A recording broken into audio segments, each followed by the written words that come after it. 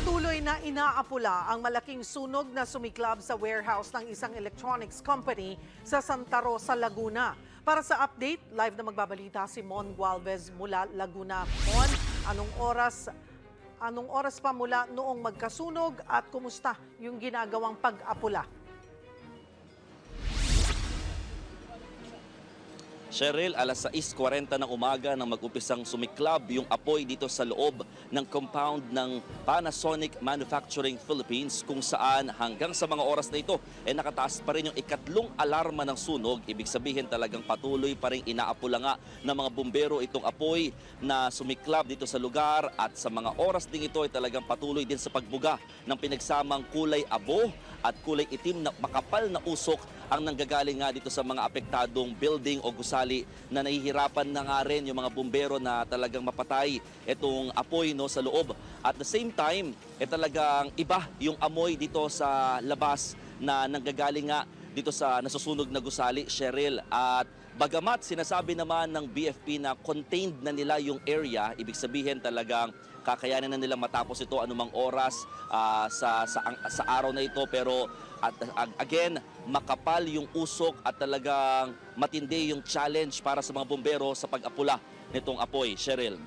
Mon, doon sa video na pinapakita mo, parang several buildings. Ilan ang apektado ng sunog?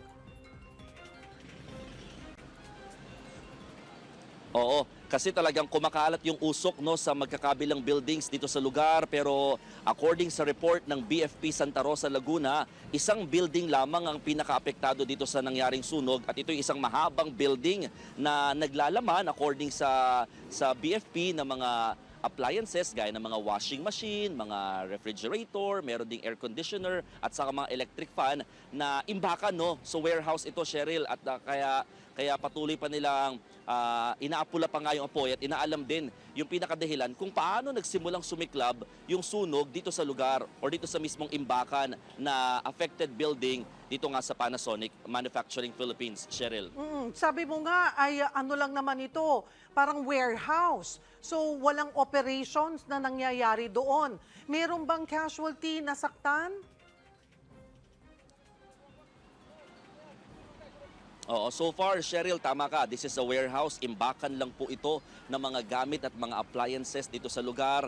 At sa mga oras na ito, according sa initial report ng BFP Santa Rosa, wala pa naman daw silang naitatalang mga casualties. At wala rin daw tao, or maraming tao na nandoon sa warehouse nang sumiklab yung sunog. Isa rin, maidagdag ko lang, Cheryl, sa mas nagpapahirap sa mga bumbero na maapula nga itong apoy, dahil karamihan din daw sa mga materyales dito sa loob ng naturang building ay mga karton, mga styrofoam, na mga alam naman natin na mga flammable or flammable materials na mas nagdadagdag na pahirap sa mga bumbero sa pag-apula nga nitong sunog, Cheryl. May official statement na ba ang Panasonic? Wala pa rin, Cheryl, hanggang sa mga oras to, magmula kanina nung tayo ay nagtungo dito sa lugar, nananatili pa rin tayo actually sa labas ng compound. Kaya kung mapapansin ninyo, nandito ako sa may pinaka-grills pa nga ng naturang compound area, dahil hindi pa tayo pinapayagang makapasok sa loob ng compound at makahingi sana ng statement mula sa naturang kumpanya. Kaya tayo ay naghihintay pa lamang dito sa labas. Hanggang sa mga oras na to, patuloy pa rin yung pagdating ng mga bumbero, mga volunteer fire trucks po yan. Although nagtawag na ng tulong na rin sa mga karatig bayan kapag itinaas na nga yung ikatlong alarma ng sunog, Cheryl. Pero sabi mo nga ay nakukontrolled naman na, di ba?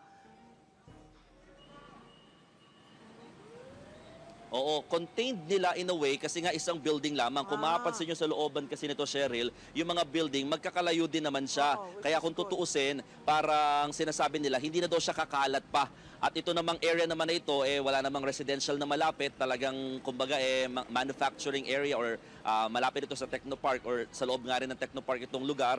Kaya talagang hindi rin ganun kakalat pa yung apoy, kaya yung contained, pero hindi pa nila dinedeklarang under control dahil nga may apoy pa rin daw sa loob, lalo't marami pa nga rin daw mga flammable materials gaya ng karton at styrofoam ang nakikitang nakaimbak din dito sa loob, or yung mga materyales na ginagamit din nila, Cheryl.